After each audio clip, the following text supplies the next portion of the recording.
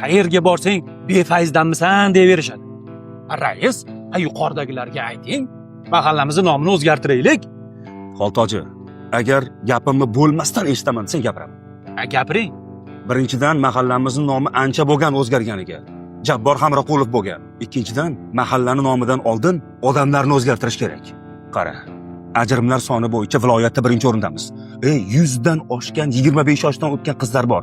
Bittasiga sovchi kelsa, 10 tasi sovchini aynita olishadi. Kichkina bolalar orasida tabletkaga o'tirib qolayotganlar bor. O'spirinlar orasida nashavandlar ko'p. Har ikkita uyni darvozasi tagida yalpayib o'tirgan xotinlar o'tgan ketgan duo qiladi deb o'ylaysanmi? G'iybat qilishadi. Qorni tizzasiga tushadigan, yag'ri chiqib ketgan mayka kiyib olib ko'chada narda o'ynab o'tiradigan go'rsoxtalarga maishat bilan g'iybat bo'lsa bo'ldi. Chollar choyxonada, masjidimiz bo'm-bo'sh. 3 tagina oliy ma'lumotli odam bor xolos. U ham boshqa qishloqlardan kelin bo'lib tushganlar. Bitta doktor yo'q mahallamizda. Tushunyapsanmi?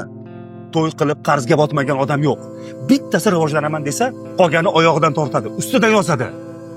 Katta ariqning suvini iflosligini qara. Odamlar bemalol kanalizatsiyasini ariq qoqizishadi. Uzr, rais. Mahallamizga befayz degan nom rosa yarashar ekan.